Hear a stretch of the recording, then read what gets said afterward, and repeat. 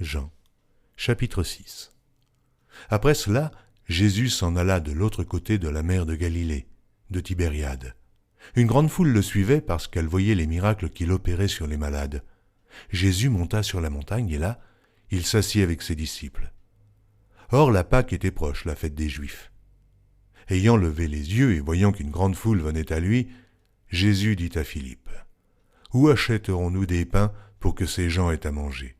Il disait cela pour l'éprouver, car il savait ce qu'il allait faire. Philippe lui répondit, « Mais les pains qu'on aurait pour 200 deniers ne suffiraient pas pour que chacun en reçût un peu. » Un de ses disciples, André, frère de Simon, Pierre, lui dit, « Il y a ici un jeune garçon qui a 5 pains d'orge et 2 poissons. Mais qu'est-ce que cela pour tant de gens ?» Jésus dit, « Faites-les asseoir. » Il y avait dans ce lieu beaucoup d'herbes. Ils s'assirent donc au nombre d'environ 5000 hommes. Jésus prit les pains, rendit grâce, et les distribua à ceux qui étaient assis. Il leur donna de même des poissons, autant qu'ils en voulurent. Lorsqu'ils furent rassasiés, il dit à ses disciples, « Ramassez les morceaux qui restent, afin que rien ne se perde. » Ils les ramassèrent donc, et ils remplirent 12 paniers avec les morceaux qui restèrent des 5 pains d'orge, après que tous eurent mangé. Ces gens, ayant vu le miracle que Jésus avait fait, disaient, « Celui-ci est vraiment le prophète qui doit venir dans le monde. » Et Jésus, sachant qu'il allait venir l'enlever pour le faire roi, se retira de nouveau sur la montagne, lui seul. Quand le soir fut venu, ses disciples descendirent au bord de la mer. Étant montés dans une barque, ils traversaient la mer pour se rendre à Capernaum. Il faisait déjà nuit, et Jésus ne les avait pas encore rejoints. Il soufflait un grand vent, et la mer était agitée. Après avoir ramé environ 25 ou 30 stades, ils virent Jésus marchant sur la mer et s'approchant de la barque, et ils eurent peur. Mais Jésus leur dit, « C'est moi, n'ayez pas peur. » Ils voulaient donc le prendre dans la barque, et aussitôt la barque aborda au lieu où ils allaient. La foule qui était restée de l'autre côté de la mer avait remarqué qu'il ne se trouvait là qu'une seule barque, et que Jésus n'était pas monté dans cette barque avec ses disciples, mais qu'il était parti seul. Le lendemain, comme d'autres barques étaient arrivées de Tibériade, près du lieu où ils avaient mangé le pain après que le Seigneur eut rendu grâce, les gens de la foule, ayant vu que ni Jésus, ni ses disciples n'étaient là, montèrent eux-mêmes dans ces barques et allèrent à Capernaum à la recherche de Jésus. Et, l'ayant trouvé au-delà de la mer, ils lui dirent, « Rabbi, quand es-tu venu ici ?» Jésus leur répondit, « En vérité, je vous le dis, vous me cherchez non parce que vous avez vu des miracles, mais parce que vous avez mangé des pains et que vous avez été rassasiés. Travaillez non pour la nourriture qui périt, mais pour celle qui subsiste pour la vie éternelle, et que le Fils de l'homme vous donnera. Car c'est lui que le Père, que Dieu a marqué de son sceau. » Ils lui dirent, « Que devons-nous faire pour faire les œuvres de Dieu ?» Jésus leur répondit, « L'œuvre de Dieu, c'est que vous croyez en celui qui l'a envoyé. » « Quel miracle fais-tu donc, lui dirent-ils, afin que nous le voyions et que nous croyions en toi ? Que fais-tu ? Nos pères ont mangé la manne dans le désert, selon ce qui est écrit, il leur donna le pain du ciel à manger. » Jésus leur dit, « En vérité, je vous le dis, Moïse ne vous a pas donné le pain du ciel, mais mon Père vous donne le vrai pain du ciel. Car le pain de Dieu, c'est celui qui descend du ciel et qui donne la vie au monde. » Ils lui dirent, « Seigneur, donne-nous toujours ce pain. » Jésus leur dit, « Je suis le pain de vie. Celui qui vient à moi n'aura jamais faim, et celui qui croit en moi n'aura jamais soif.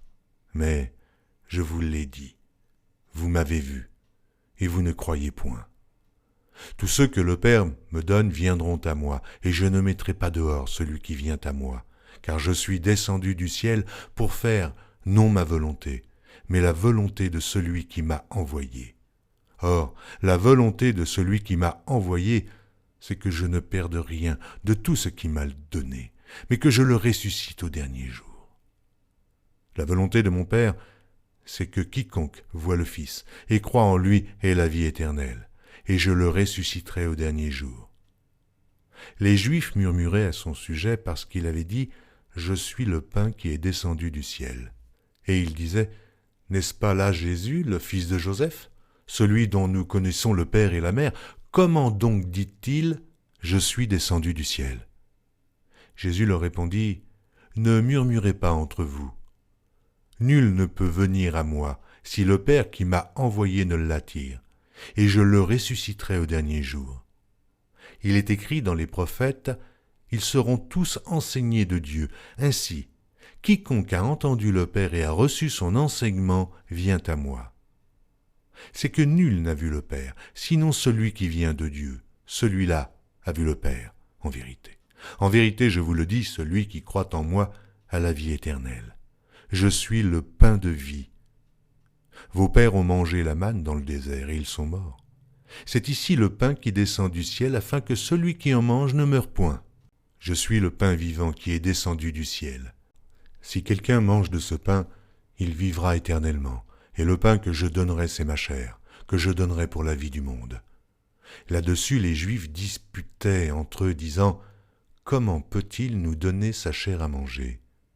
Jésus leur dit « En vérité, je vous le dis, si vous ne mangez la chair du Fils de l'homme, et si vous ne buvez son sang, vous n'avez point la vie en vous-même. Celui qui mange ma chair et qui boit mon sang a la vie éternelle, et je le ressusciterai au dernier jour.